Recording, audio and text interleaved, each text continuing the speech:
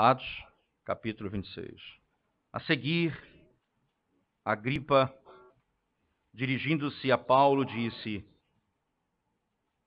é permitido que uses da palavra em tua defesa. Então Paulo, estendendo a mão, passou a defender-se nestes termos: Tenho-me por feliz, ó rei Agripa, pelo privilégio de hoje, na tua presença, poder produzir a minha defesa de todas as acusações feitas contra mim pelos judeus. Mormente, porque és versado em todos os costumes e questões que há entre os judeus. Por isso eu te peço que me ouças com paciência. Quanto à minha vida, desde a mocidade, como decorreu desde o princípio entre o meu povo e em Jerusalém, todos os judeus a conhecem. Pois, na verdade, eu era conhecido deles desde o princípio, se assim o quiserem testemunhar, porque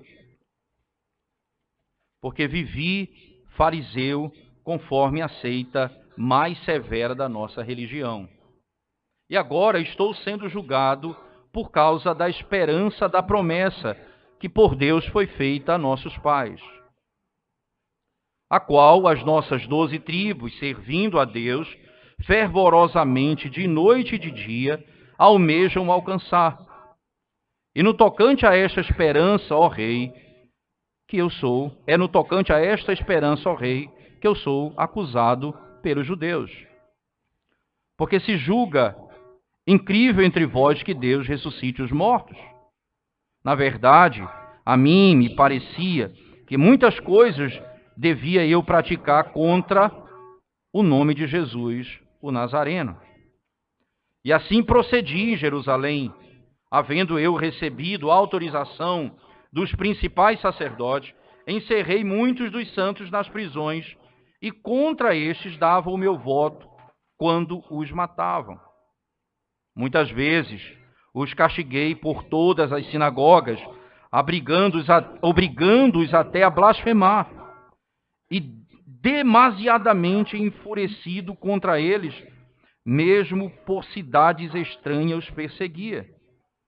Com estes intuitos parti para Damasco, levando a autorização dos principais sacerdotes e por eles comissionado. Ao meio-dia, ó rei, indo eu caminho fora, vi uma luz no céu, mais resplandecente que o sol, que brilhou ao redor de mim e dos que iam comigo. E caindo todos nós por terra, ouvi uma voz que me falava em língua hebraica: Saulo, Saulo, por que me persegues? Dura coisa é recalcitrares contra os aguilhões. Então eu perguntei: quem és tu, Senhor? Ao que o Senhor respondeu: eu sou Jesus a quem tu persegues. Mas levanta-te e firma-te sobre teus pés, porque por isto te apareci, para te constituir ministro e testemunha, tanto das coisas em que me viste, como daquelas pelas quais te aparecerei ainda, livrando-te do povo e dos gentios, para os quais eu te envio, para lhes abrires os olhos e os converteres das trevas para a luz e da potestade de Satanás para Deus, a fim de que recebam eles remissão de pecados e herança entre os que são santificados pela fé em mim. Pelo que, ó rei Agripa, não fui desobediente à visão celestial, mas anunciei primeiramente aos de Damasco e em Jerusalém, por toda a região da Judéia e aos gentios, que se arrependessem e se convertessem a Deus, praticando obras dignas de arrependimento. Por causa disto, alguns judeus me prenderam, estando eu no templo, e tentaram matar-me. Mas, alcançando o socorro de Deus, permaneço até o dia de hoje, dando testemunho tanto a pequenos como a grandes, nada dizendo, senão o que os profetas e Moisés disseram haver de acontecer. Isto é que o Cristo devia padecer, que o Cristo devia padecer, e sendo o primeiro da ressurreição dos mortos, anunciaria a luz ao povo e aos gentios. Dizendo eles estas coisas, em sua defesa, Festo interrompeu em alta voz: Estás louco, Paulo? As muitas letras te fazem delirar. Paulo, porém, respondeu: Não estou louco, ó excelentíssimo Festo. Pelo contrário, digo palavras de verdade e de bom senso.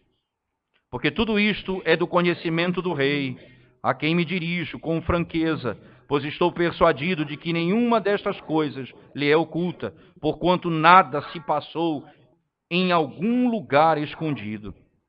Acreditas, ó rei Agripa, nos profetas? Bem sei que acreditas. Então Agripa se dirigiu a Paulo e disse: Por pouco me persuades a me fazer cristão. Paulo respondeu assim: Deus permitisse que por pouco ou por muito, não apenas tu, ó rei, porém todos os que hoje me ouvem, se tornassem tais qual eu sou, exceto estas cadeias. A essa altura, levantou-se o rei e também o governador, e Berenice, bem como os que estavam assentados com eles. E, havendo se retirado, falavam uns com os outros, dizendo: Este homem nada tem feito, passível de morte ou de prisão. Então Agripa se dirigiu à festa e disse: Este homem bem podia ser solto, se não tivesse apelado para César. Vamos à presença de Deus em oração, mais uma vez, irmãos. Nós te damos graças, Senhor, por tua palavra lida nessa noite. E mais uma vez rogamos a tua misericórdia e graça sobre nós, quando proclamaremos o teu evangelho à luz da tua santa revelação. Pedimos a tua direção e teu Espírito possa quebrantar o nosso coração, trazendo a verdade do evangelho, trazendo salvação, redenção, conforto, exortação para aqueles que precisam.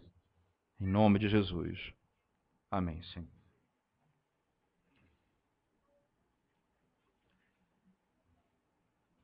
Nós podemos perceber na nossa caminhada cristã como as pessoas reagem à pregação do Evangelho, ou o anúncio daquilo que Deus revelou para os homens. As reações são mais diversas e as pessoas têm, não é, a sua primeira impressão. Interessante que quando nós falamos em conversão, biblicamente nós falamos em um poder regenerador do Espírito, o Espírito que abre o entendimento do homem e faz com que ele conheça a verdade. Mas também existem aqueles que conseguem logicamente compreender muito da verdade, mas não conseguem chegar à verdade. Eles andam como cegos ao meio-dia, mesmo sabendo de coisas sobre a verdade, mas não conseguem entender. Outros acham aquilo como algo sem sentido nenhum. Isso é ilógico, não é? Isso não tem nenhum tipo de lógica, esse tipo de mensagem que você tem pregado. E, consequentemente, a maneira como as pessoas atentam para a voz do Senhor, como elas escutam a voz do Senhor, ou como ela opera no coração do indivíduo, revelará exatamente quem é cada um. Como que eles se definem nesse processo. Interessante que a narrativa ela tem a intenção de descrever Paulo na sua peregrinação dentro das cortes do Sinédrio até agora, onde ele se encontra indo para Roma. Tempo após tempo, não é? Ele é trazido para se defender, ele é levado diante dos tribunais para poder falar aquilo que ele crê, e ele tem sobrevivido, graças a Deus, e o Senhor tem guardado ele até aqui, de todo mal. Prisões, sofrimento, dores, angústias. Mas o Senhor tem dado a ele força, ele continua a sua caminhada. E aqui parece apenas mais uma história nesse sentido, mais um lugar onde ele tem que testemunhar. Mas a maneira como o historiador dispõe as informações, nos parece claro que ele tem uma intenção. Mostrar exatamente o poder do Evangelho Redentor e como que esse Evangelho pregado ele muitas vezes chegando aos ouvidos dos homens, naturalmente, eles não compreendem e não aceitam a verdade. Nós temos reações absurdas, como a de Festo disse, as muitas letras te fazem delirar. Ou mesmo como Agripa, por pouco você me persuade a ser um cristão. Parece que faz muito sentido isso que você está falando. Mas o final da narrativa fica claro. Esse homem é inocente. A intenção de Lucas na narrativa é mostrar, comparar as reações ao Evangelho. Segundo, é mostrar que Paulo é inocente. Que todas as acusações que são feitas contra ele são falsas. E isso é declarado pelos próprios juízes, no caso. Chegam a dizer, se ele não tivesse apelado para César, ele poderia sair livre, porque de fato não há nada que pese contra ele, que ele possa ser condenado à morte. Mas o grande ponto aqui da narrativa, para nós podermos começar a entender um pouco mais dela, é que ele se encontra na frente de um homem chamado Agripa.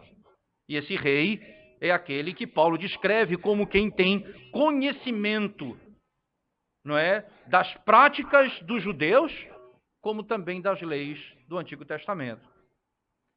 Ora, Paulo está diante de um homem que tem um conhecimento daquilo que está sendo e vai ser anunciado a partir daqui. Veja o texto, por favor, no versículo 2.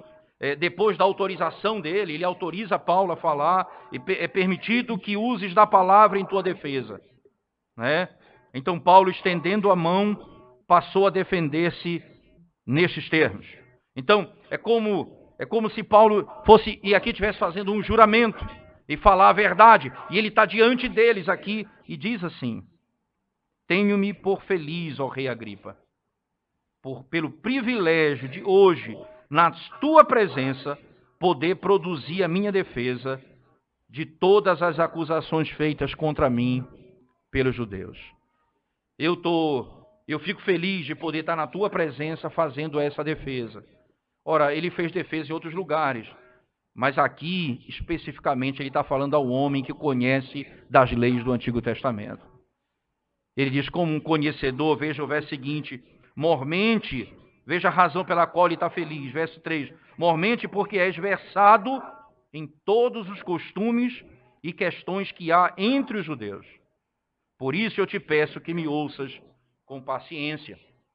Ora, perceba que Paulo, a partir daqui, ele vai falar a mesma história que ele contou já 2 vezes, mas ele vai falar pela terceira vez, essa narrativa vai voltar pela terceira vez, que é a história da sua conversão, que é um padrão para a igreja. Entretanto, Paulo aqui vai focar em aspectos que não havia sido antes.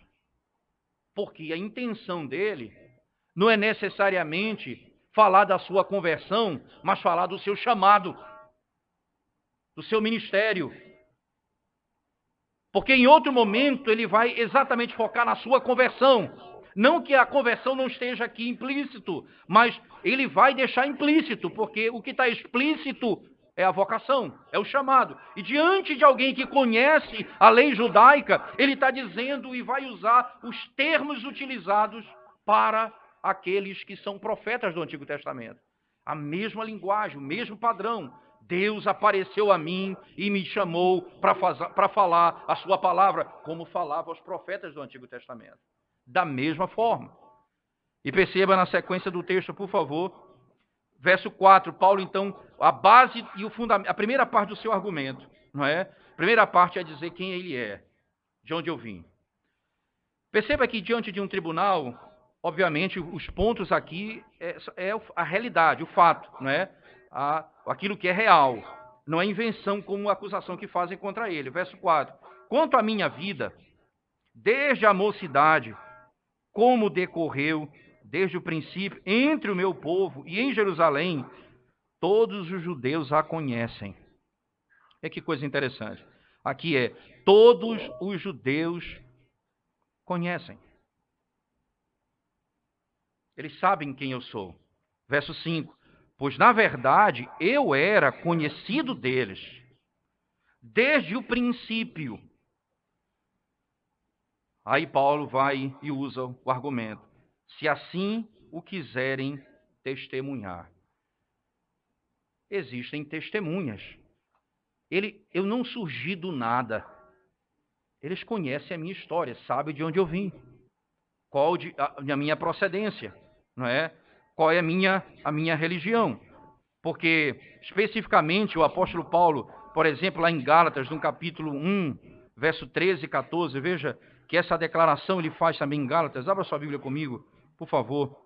Gálatas 1, 13 e 14, ele diz assim: porque ouvistes qual foi o meu proceder outrora no judaísmo, como sobremaneira perseguia eu a igreja de Deus e a devastava. E na minha nação, quanto ao judaísmo, avantajava-me a muitos da minha idade, sendo extremamente zeloso das tradições de meus pais. Ora, na minha nação, quanto ao judaísmo, isso é no meio do povo, ele é conhecido deles, mas o argumento é: ouviste o qual foi meu proceder outrora no judaísmo, como sobremaneira perseguia eu a igreja de Deus e a devastava. Paulo está dizendo aqui, diante de Agripa, quem ele era. E ele diz, ora, eles sabem, eles conhecem meu testemunho, eles sabem da minha história, eles conhecem o que eu fiz. Ele passa a dizer, não é? Especificamente na sequência do texto. Veja, quando ele diz, porque vivi fariseu, conforme a seita mais severa da nossa religião.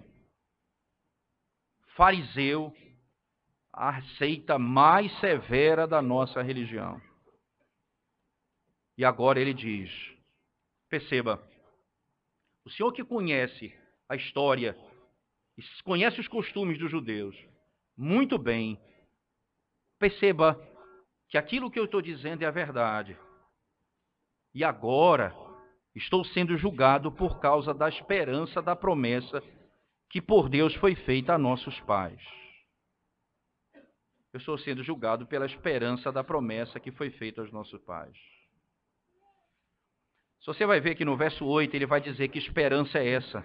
Veja, no versículo 8 ele diz, porque se julga incrível entre vós que Deus ressuscite os mortos. Ora, aqui Paulo, mais uma vez, ele está tocando na tecla essencial da sua teologia. Jesus Cristo morreu e ressuscitou dentre os mortos. E ele diz, ora, eu estou sendo julgado por causa da esperança da promessa que por Deus foi feita a nossos pais. Perceba que o que ele está dizendo é a verdade acerca da esperança. E que esperança é essa? Da ressurreição dos mortos. Essa verdade foi anunciada por Deus aos nossos pais. E eu criei nisso, eu aguardava nisso. E aí ele diz, eu sou fariseu. E os fariseus creem na ressurreição dos mortos. Os saduceus não creem na ressurreição dos mortos, mas os fariseus creem, e eu sou da linhagem dos fariseus. Consequentemente, eu creio na ressurreição dos mortos. É essa a minha esperança. E eu não estou entendendo por que eu estou sendo julgado, se eu estou na linhagem do meu povo, falando e crendo naquilo que eles ensinavam, que haveria ressurreição dos mortos. Interessante que a defesa de Paulo ela é fundamentada no fato dele mostrar que ele não tinha inventado uma nova religião, mas ele estava seguindo a fé dos seus pais, exatamente como está prometido nas Sagradas Escrituras.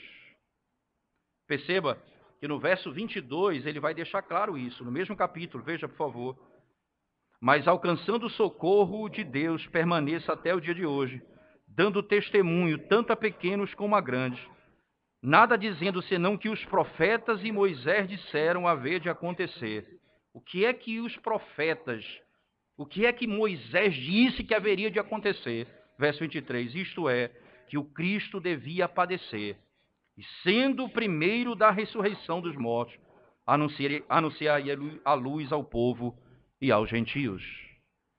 A mensagem que eu tenho anunciado é essa, que Moisés e os profetas ensinavam acerca da doutrina da ressurreição. Essa doutrina, então, não é inventada por Paulo, é crida por ele e é passada de geração a geração, e os seus pais assim creram. O próprio Senhor Jesus Cristo falou exatamente as palavras de Paulo, como citadas no verso 22 e 23 de Atos. Por exemplo, Lucas cita o mesmo autor de Atos, que é Lucas, no Evangelho, por favor, Evangelho de Lucas, capítulo 24. Veja as palavras dele. Lucas 24. A partir do verso 44, veja a palavra de Deus. A seguir, Jesus lhes disse: são estas as palavras que eu vos falei, estando ainda convosco. Importava se cumprisse tudo o que de mim está escrito na lei de Moisés, nos profetas e nos salmos. Então lhes abriu o entendimento para compreender as Escrituras, e lhes disse: assim está escrito. Veja, o que é que está escrito? Escrito onde? Na lei, nos profetas e nos salmos. O que é que está escrito? Que o Cristo havia de padecer e ressuscitar dentre os mortos no terceiro dia, e que em seu nome se pregasse arrependimento para remissão de pecados a todas as nações, começando de Jerusalém.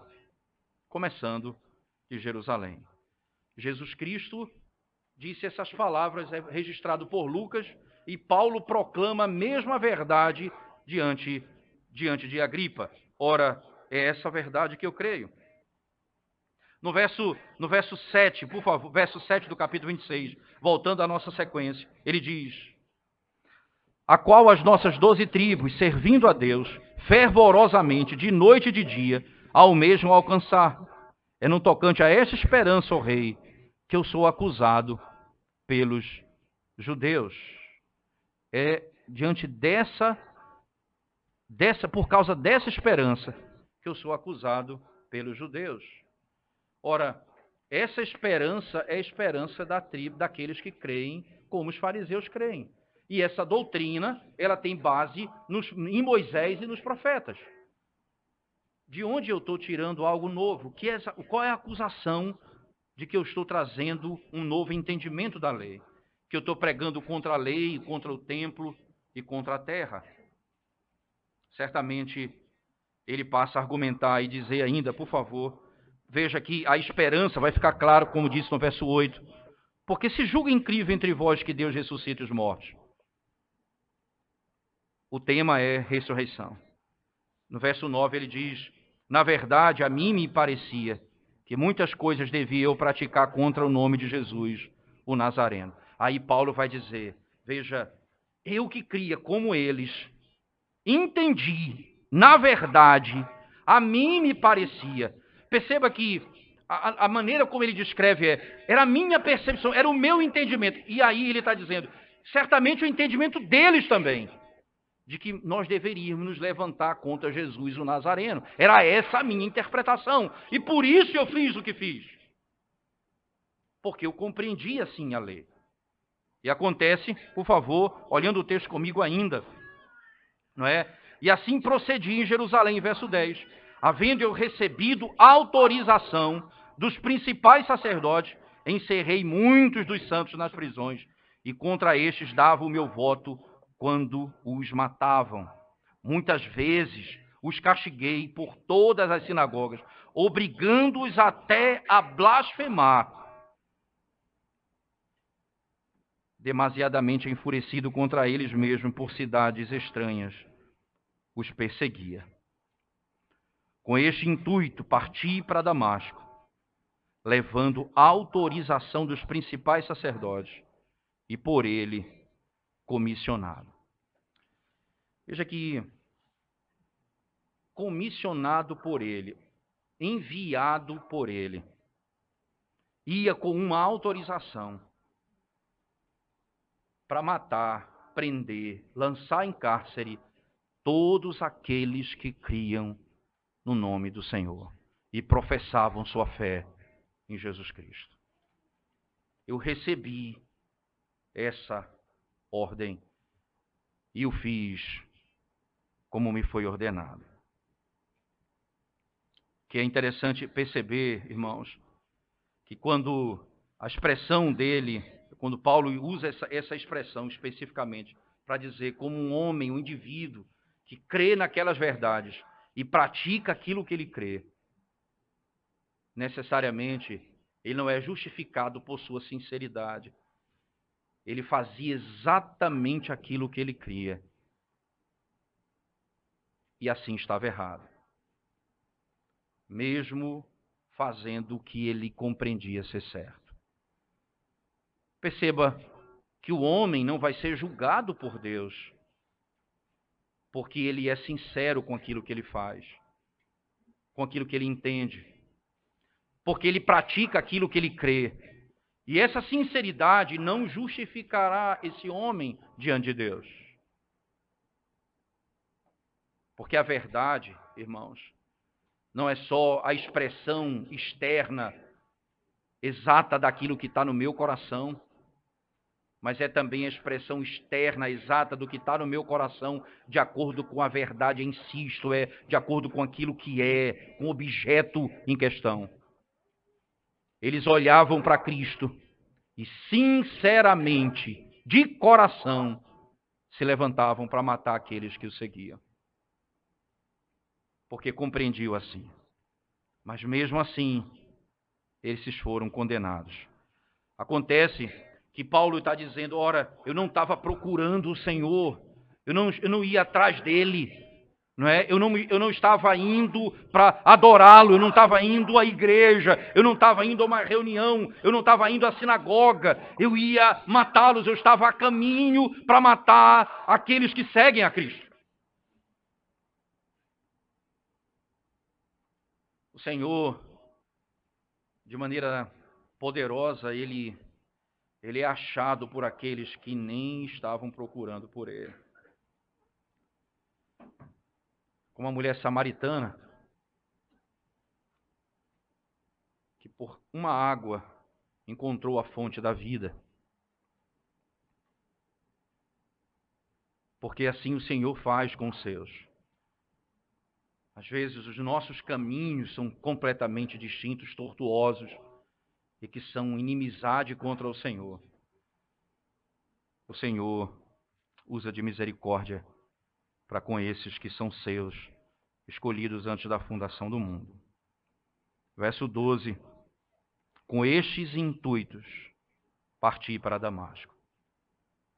A minha intenção, Paulo não está falando aqui da aparência, mas da intenção. Eu saí com esse intuito de fazer mal. Verso 13. Ao meio-dia, diz o texto sagrado, ao meio-dia, indo eu caminho fora, vi uma luz no céu, mais resplandecente que o sol, que brilhou ao redor de mim e dos que iam comigo. E caindo todos por terra, ouvi uma voz que me falava em língua hebraica: Saulo, Saulo, por que me persegues? Dura coisa é recalcitrares contra os aguilhões. Saulo, Saulo, por quê? Por que me persegues?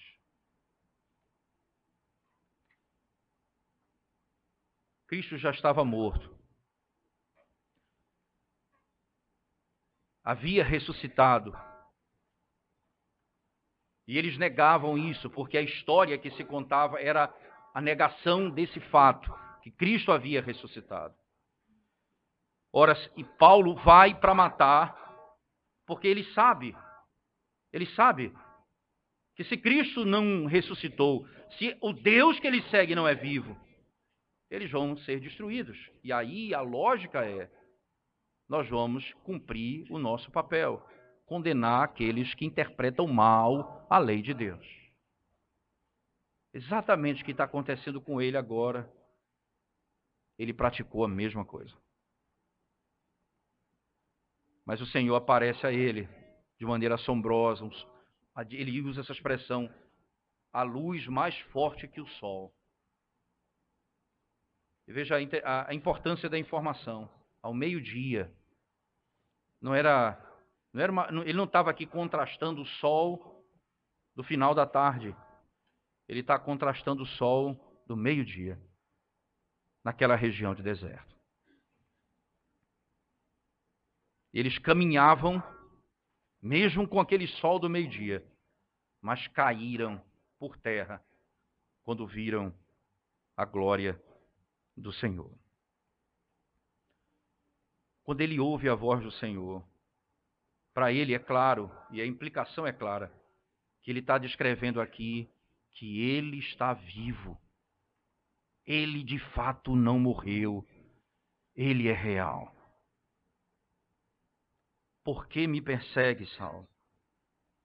Então eu perguntei a ele, verso 15, quem és tu, Senhor? Ao que o Senhor respondeu, eu sou Jesus, a quem tu persegues. Mais uma vez, como esse é um foco importante, não é? Perceba que o que Paulo estava fazendo era perseguindo a igreja, mas ele estava perseguindo a Cristo. Não há como separar o cabeça do corpo. Ninguém se levanta contra a igreja do Senhor sem se levantar contra Cristo, porque a igreja do Senhor foi comprada pelo sangue do Cordeiro. Paulo, quando se levanta contra a igreja, ele diz, não é porque você está perseguindo a igreja, mas porque você está me perseguindo. Porque você está se levantando contra mim. Termina essa pergunta aí no verso 15, ele diz, quem és tu, Senhor? Ao que o Senhor respondeu, eu sou Jesus a quem tu persegues. Veja a pergunta, Senhor. Certamente aqui uma mudança muito importante na declaração. Aqui ele não pergunta no vazio, não é? Quem és? Quem é você? Não é? Mas a pergunta é, quem és tu, Senhor? E aquele momento, quando da queda de Saulo, não é? E daqueles que estão com ele, especificamente dele, quando ele diz, eu sou Jesus a quem tu persegues, ele está dizendo, olha, você se levantou contra a minha igreja, contra mim, porque eu dei a vida. Mas ele verso 16, levanta-te e firma-te sobre os teus pés. Que coisa interessante, aqui essa imagem de alguém que cai diante da glória de Deus. Perceba, lá no livro de Ezequiel, por favor, capítulo 2, abra sua Bíblia comigo. Ezequiel, capítulo 2.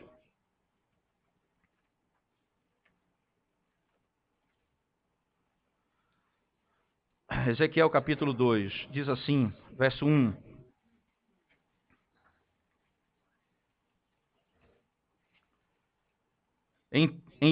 Esta voz me disse, filho do homem, põe-te em pé e falarei contigo. Perceba que a linguagem é... Se você ver um pouco antes, no capítulo 1, verso 26 em diante, ele diz, por cima do firmamento que estava sobre a sua cabeça, havia algo semelhante a um trono, como uma safira, e sobre esta espécie de trono estava sentado uma figura semelhante a um homem. Vi como metal brilhante, como fogo ao redor dela, desde os seus lombos e daí para cima, desde os seus lombos e daí para baixo. Via como fogo e um resplendor ao redor dela, como o aspecto do arco que aparece na nuvem em dia de chuva. Assim era o resplendor em redor. Esta era a aparência da glória do Senhor. Vendo isto, caí com o rosto em terra e ouvi a voz de quem falava. E o verso 1 diz, esta voz me disse, filho do homem, põe-te em pé e falarei contigo. Veja, aqui é a descrição de um chamado de um profeta sendo vocacionado. E veja, aqui Paulo está se dirigindo a Agripa, que conhece a história dos judeus, e ele está descrevendo exatamente isso. Veja o que aconteceu comigo. Levanta-te, coloca-te sobre teus pés, e escuta a minha palavra. Porque por isto te apareci, para te constituir ministro e testemunha, tanto das coisas em que me viste, como daquelas pelas quais te aparecerei ainda. Levanta-te e firma-te sobre os teus pés. E firma-te sobre os teus pés. No mesmo texto, por favor, voltando lá só para Ezequiel, capítulo 2, mais uma vez, por favor. Você vai notar uma expressão muito próxima também. Ezequiel, capítulo 2, no versículo 7, ele diz assim, mas tu lhe dirás as minhas palavras, quer ouçam, quer deixem de ouvir, pois são rebeldes. Você vai proclamar a minha palavra. Aqui o Senhor vai dizer, apóstolo Paulo, por favor, voltando a Atos 26, né? Ele diz, porque por isso te apareci, para te constituir ministro e testemunha, tanto das coisas em que me viste, como daquelas pelas quais te aparecerei, livrando-te do povo e dos gentios, para os quais eu te envio. Essa é a verdade que ele coloca diante de Agripa. O Senhor me vocacionou e me chamou para esse ministério. Que impressão interessante, irmãos. Porque Lucas vai descrever que a linguagem de Paulo diz, eu fui comissionado por esses da sinagoga para perseguir e matar a igreja. Aqui ele diz, eu fui comissionado pelo Senhor da igreja. E o que eu estou fazendo foi aquele Cristo ressurreto que me chamou para fazer. No verso 17, ele diz especificamente, não é, Jesus vai comissionar Paulo para proclamar o evangelho aos judeus e gentios, livrando-te do povo e dos povos para os quais eu te envio. Interessante que o apóstolo Paulo, essa palavra grega, eu te envio, é a palavra para apóstolo, né? Então, é como se fosse eu te apóstolo, se eu posso usar essa palavra mais aportuguesada, não é? Mas seria eu te envio. E ele então foi feito apóstolo aqui, perceba, aqui ele foi feito apóstolo. O que ele viu o Senhor. Não aquele que morreu, mas o ressurreto. E ele diz, é para eles que eu te envio. E aí vem, ele diz exatamente o teor da mensagem dele. Para abrir os seus olhos. Para abrir os seus olhos. E converteres das trevas para a luz. Os converteres das trevas para a luz. Da potestade de Satanás para Deus. A fim de que recebam eles remissão de pecado e herança entre os que são santificados pela fé em mim. Aqui o apóstolo Paulo é trazido para, ele descreve na sua palavra não apenas o chamado dele, mas o conteúdo da mensagem e a finalidade do que ele deve pregar. Você vai pregar para abrir os olhos e os converteres das trevas. Nós temos alguns textos que nos ajudam a entender como fundamento dessa expressão da antiga aliança. Por favor, me ajudem rapidamente com a Bíblia aberta. Isaías, capítulo 35, verso 5. Veja que o profeta Isaías, ele vai usar uma linguagem próxima. Veja, Isaías 35, verso 5. Assim diz a palavra de Deus. Então se abrirão os olhos dos cegos e se desimpedirão os ouvidos dos surdos. Aqui ele está falando do anúncio, da proclamação, da mensagem do Evangelho, a felicidade na Sião futura. Então ele disse, então se abrirão os olhos. Você pode ler o verso 4 em diante, ele diz, dizei aos desalentados de coração, sede fortes, não temais, eis o vosso Deus, a vingança vem, a retribuição de Deus, ele vem e vos salvará. Então se abrirão os olhos dos cegos e se desimpedirão os ouvidos dos surdos. O apóstolo Paulo diz, eu fui chamado para Deus diz a ele, para lhes abrires os olhos e os converteres das trevas para a luz. No mesmo livro do profeta Isaías, por favor, capítulo 42, verso 7. Veja o texto sagrado.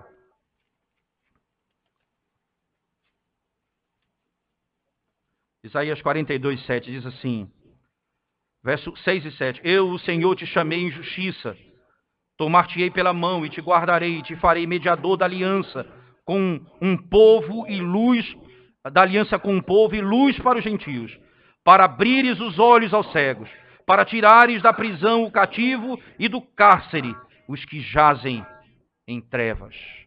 Ele diz: eu te chamei mediador dessa aliança. Perceba que a obra é de Cristo, foi Cristo quem morreu e ressuscitou. Ele então conquistou todos aqueles que pertencem a Ele por meio do seu sacrifício. Então, Paulo, os apóstolos, proclamam esse evangelho para a salvação daqueles por quem Cristo morreu. E a descrição é para abrir os seus olhos e converteres das trevas para o reino de Deus, como descrito no capítulo 26. Ainda você pode ver que na sequência de Atos 26, ele diz assim, mesmo texto, não apenas abrir os olhos e os converteres das trevas para a luz e da potestade de Satanás para Deus, a fim de que recebam eles remissão de pecados. Veja que a obra da iluminação de Deus, ela representa isso, porque Satanás cegou o entendimento dos homens, como está escrito lá na segunda carta de Paulo aos Coríntios, capítulo 4, 4 a 6, porque o Deus desse século cegou o entendimento dos homens, mas para que não lhes resplandeça o evangelho da glória do Senhor. E o que Paulo está fazendo? Proclamando o evangelho da glória. Saulo estava cego e passou a enxergar. Isso é descrito de maneira tão preciosa, irmãos, que agora não, mas em outro momento ele narra, como está lá no início do seu chamado mesmo, em Atos 9, quando ele é relatado, a sua conversão é relatada, diz que ele ficou cego por alguns dias. E ele então passou a enxergar. O evangelho tem poder para tirar os homens das trevas e transformá-los em filhos de Deus. Agora, a conversão, irmãos, o que Paulo veio pregar não é apenas a mensagem e o que significa abrir os olhos, converter das trevas. O que significa isso? Não é? Significa arrependimento e fé. Não significa apenas compreender, mas significa crer e se arrepender. Significa também que haverá o processo de santificação. Veja que na sequência do texto, especificamente em Atos 26, veja que ele diz, a fim de que recebam eles remissão de pecados e herança entre os que são santificados pela fé em mim. Não apenas arrependimento, mas fé. O Senhor salva a pessoa, movendo ela, arrancando ela do reino das trevas para o reino do Filho do seu amor. Arrancando ela do reino de Satanás para o reino de Deus. Ele faz isso, perdoando os nossos pecados e nos fazendo adorar a Deus de todo o coração. Mas não apenas isso. Também ele usa a expressão, veja, com a expressão praticando, no versículo 18, receba eles remissão de pecados e herança entre os que são santificados. A salvação, irmãos, ela nos concede não apenas a graça da fé, que nos justifica, mas também a graça da fé que nos santifica. Nós somos justos diante de Deus por meio de Cristo Jesus. Nos é concedido um novo coração. E, consequentemente, essa fé produzirá mudança na nossa vida. Paulo está dizendo, eu não vim apenas para que vocês entendam, mas é para converter. E a conversão, ela repousa em dois princípios: fé e arrependimento. Pela fé eu digo, Jesus, tu és o meu Salvador. E pelo arrependimento eu digo: Jesus, tu és o meu Senhor. O primeiro, eu reconheço nele a minha salvação. O segundo, eu reconheço nele o senhorio sobre minha pessoa. Já não sou eu quem vivo, mas ele vive em mim. O apóstolo Paulo, então, aprofunda esse conceito diante de Agripa, dizendo: foi esse Cristo ressurreto que me chamou para pregar esse evangelho aos homens. Então ele vai dizer no verso 19: pelo que, ó rei Agripa, não fui desobediente à visão celestial. Aqui ele vai dizer: eu não podia ser desobediente a essa visão. Mas eu fiz aquilo que me foi ordenado por ele.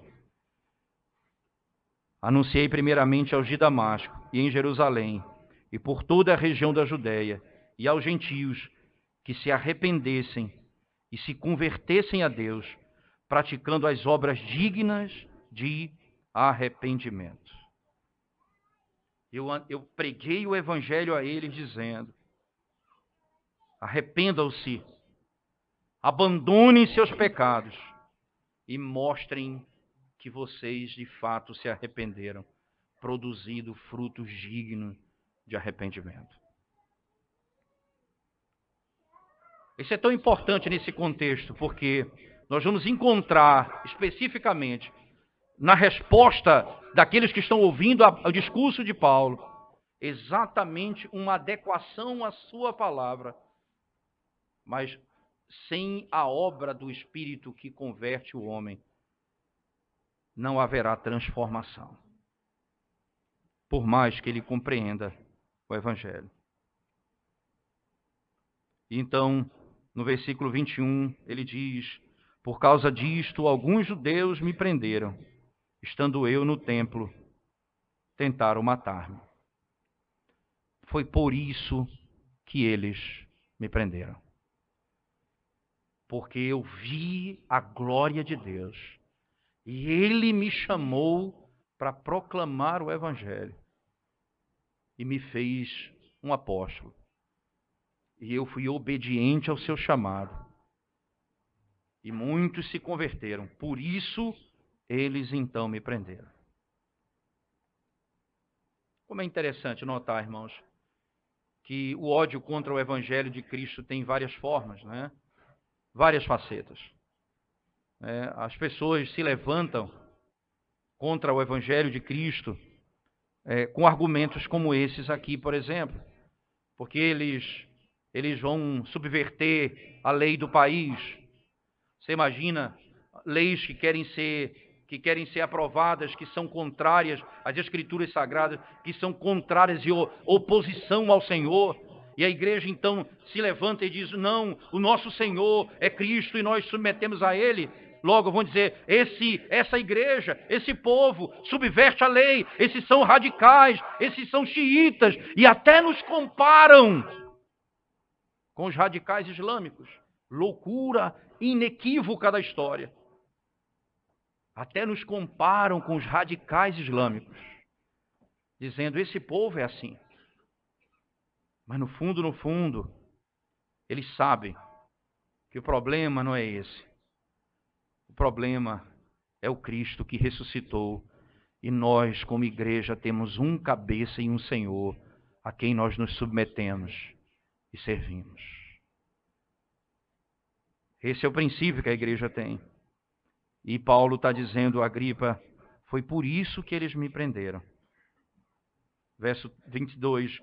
Mas alcançando o socorro de Deus, permaneça até o dia de hoje, dando testemunho tanto a pequenos como a grandes, nada dizendo senão que os profetas e Moisés disseram haver de acontecer. Isto é, que o Cristo devia padecer, e sendo o primeiro da ressurreição dos mortos, anunciaria a luz ao povo e aos gentios. A única coisa que eu fiz foi aquilo que tanto Moisés e os profetas ensinaram: que Cristo iria sofrer e ressuscitar e anunciar o Evangelho ao mundo, onde nós seríamos libertos da escravidão do pecado. Quando Paulo toca nesse ponto especificamente. Veja só, que quando ele ensina que a morte de Cristo e a ressurreição constituem a mesma mensagem do Antigo Testamento, não é o fato de Moisés e os profetas crerem que Festo vai se levantar, mas é por causa da ressurreição. O verso 24 diz: dizendo ele estas coisas em sua defesa, Festo o interrompeu em alta voz: estás louco, Paulo? As muitas letras te fazem delirar. Interessante que o apóstolo Paulo vai dizer isso na igreja de Corinto.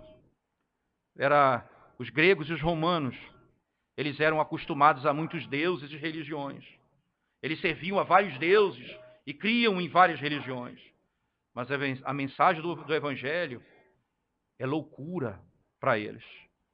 Por isso Paulo, escrevendo à igreja de Corinto, fala: os judeus e os gregos buscam sinais e sabedoria. Eles buscam entender isso de alguma forma, mas eles não vão compreender o Evangelho por meio da sua lógica e do seu raciocínio. Aprove a Deus salvar o mundo pela loucura da pregação. E que pregação? Cristo crucificado. Isso se tornou loucura para eles. O apóstolo Paulo não deixa, quando ele termina de declarar a loucura de Paulo, Paulo responde, verso 25, Paulo, porém, respondeu: não estou louco. Não estou louco. O apóstolo Paulo chega a dizer à igreja de Corinto: nós nos tornamos loucos por causa de Cristo. Tolos por causa de Cristo. Ele está se referindo a contextos e coisas como essa. Eu não sou louco, ó excelentíssimo. E ele diz, chamando pelo nome, pelo contrário, digo palavras de verdade e de bom senso. O que eu estou dizendo é a verdade e de bom senso. Por quê? Por que Paulo está dizendo isso? Porque tudo isto é do conhecimento do rei, a quem me dirijo com franqueza, pois estou persuadido de que nenhuma dessas coisas lhe é oculta, porquanto nada se passou em algum lugar escondido. Eu não estou falando de algo que aconteceu dentro de um quarto. Eu estou falando de um sepulcro que foi aberto e o que estava morto ressuscitou. Eu estou falando daquele que foi visto por muitas e muitas pessoas e que ainda vivem até o dia de hoje. Alguns deles. Ele diz isso na primeira carta dele aos Coríntios, no capítulo 15. Alguns deles ainda vivem. Se você quiser, você vai procurar saber os fatos. Eu não estou falando aqui de coisa que não tem sentido nenhum. Eu estou falando a verdade e isso é de bom senso. Porque nada disso que eu estou dizendo aconteceu às ocultas. Foi conhecido de todos. Problema, irmãos, e aí nós vamos ver que a Bíblia não tem problema com as evidências da ressurreição de Cristo. Elas são muitas. Elas são várias. Várias. E o que é mais interessante, né, é você perceber que depois de tudo isso, a resposta agora de Agripa se resume nessa expressão. Acreditas, ó rei Agripa, nos profetas? Bem sei que acreditas. Então Agripa se dirigiu a Paulo e disse: por pouco me persuades a me fazer cristão. Paulo respondeu: assim Deus permitisse que por pouco ou por muito, não apenas tu, ó rei, porém todos os que hoje me ouvem se tornassem tais qual eu sou. Ele levanta a mão e diz, preso, exceto essas cadeias. Eu não queria que ninguém tivesse preso, mas eu queria que todos conhecessem essa verdade. Exceto essas cadeias, eu queria que por pouco ou por muito, todos tivessem conhecimento dessa verdade, exceto essas cadeias.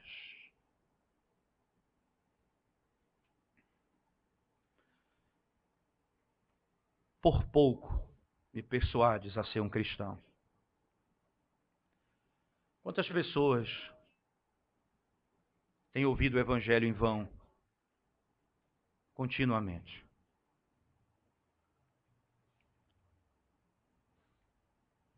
Morrem de fome, com a carne na boca. O evangelho diante dos seus olhos e não penetra a sua alma. Quantos morrem caindo o maná do céu sobre sua casa? Morrem de fome porque não abre a porta para comer. Diante deles, dos seus olhos, tudo se manifesta. Mas eles morrem sem comer. O evangelho proclamado, a mensagem anunciada, o evangelho de Cristo ressurreto, proclamado continuamente, a ceia do Senhor manifestada diante dos nossos olhos, o sacrifício de Cristo, e nós aqui olhando para isso, muitos vão receber isso em vão.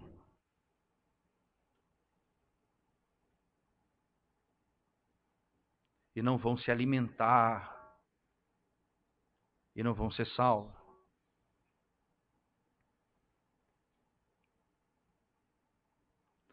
Tudo que ele ouviu, tudo que ele entendeu, ele diz, por pouco, me persuades a me fazer cristão. Alguns vão dizer que é ironia, mas não me parece ironia pela resposta. Se era ironia, não foi assim que Paulo entendeu como ironia. Que no verso 29 ele diz, assim Deus permitisse que por pouco ou por muito, não apenas tu, ó Rei, porém a todos que hoje me ouvem, se tornasses tais qual eu sou. Vocês fossem como eu, livres do pecado, crendo no Senhor que ressuscitou dentre os mortos, redimido da culpa, nova criatura, exceto essas cadeias. Eu não quero isso para vocês. O que eu quero para vocês é o que eu sou. Eu sou uma nova criatura. Porque o meu Senhor vive e Ele ressuscitou dentre os mortos. Eu não temo as cadeias, eu não temo a morte, porque Cristo venceu a morte e Ele é o meu Senhor.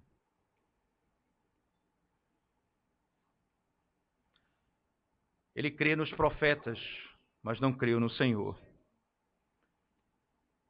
Ele creu nas suas palavras, mas não creu no Evangelho de Cristo.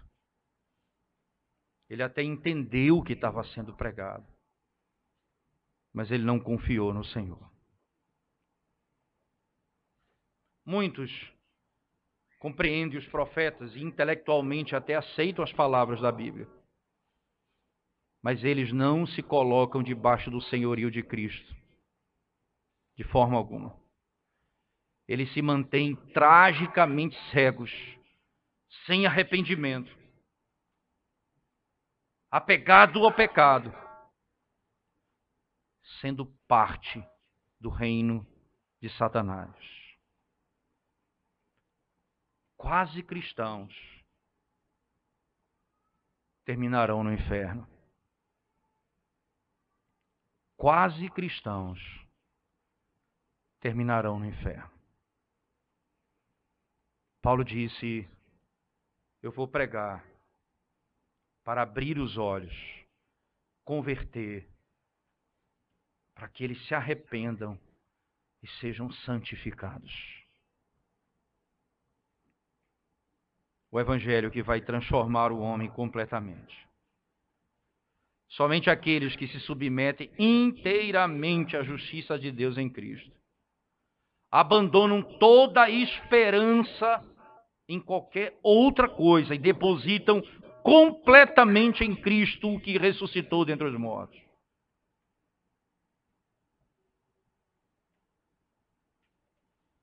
Essa é a esperança para você.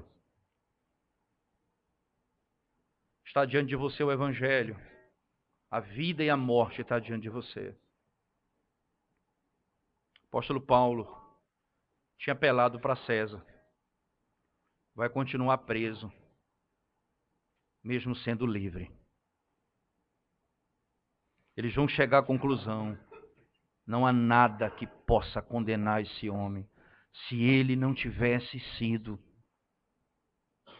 apelado para César, ele seria livre. Ele poderia ser livre. Não há nada que possa.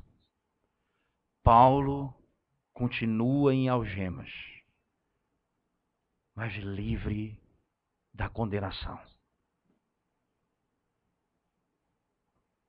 Mas você está livre das algemas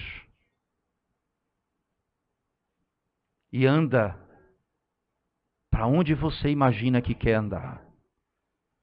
Vai aos lugares onde você imagina que você quer ir. Encontra-se com as pessoas que você imagina que pode se encontrar.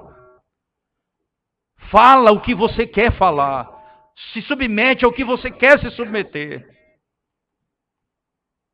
Você imagina que é livre. Você é escravo do pecado. E as algemas estão postas em você. Hoje é o dia de salvação. O Senhor abre os nossos olhos, quebra as nossas algemas, transforma o nosso coração e nos faz amar a sua lei. Paulo era um perseguidor da igreja, se tornou perseguido pela igreja. Talvez você olhe para a sua vida e para a sua situação, ou para alguém da sua família e diga: eu não acredito que há esperança para ele. Veja o que Deus fez com Saulo, para onde ele ia, o que ele estava fazendo, como Deus o encontra, como Deus muda a sua sorte. Hoje Cristo se manifestou a você por meio da pregação do Evangelho. Arrependa-se do seu pecado hoje. Creia no Senhor Jesus. Abandone o seu pecado e seja salvo. Para a glória dele. E é você que está na igreja, irmão. Vasculhe o seu coração. Lembre-se, quase cristão é cidadão do inferno. Não apenas seja persuadido pelas verdades, mas clame a Deus que o Espírito do Senhor inunde a sua alma. Revele Cristo poderosamente a você. E você será transformado para a glória dele.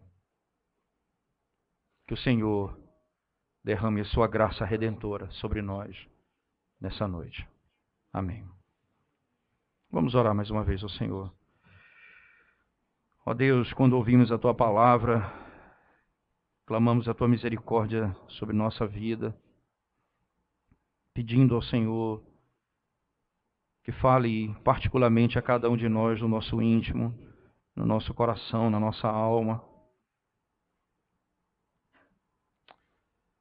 a fim de podermos, ó Deus, ser restabelecidos do pecado, restaurados da nossa culpa. Aqueles que aparentam, mas não são, ó Deus, transforma-os para a glória do teu nome.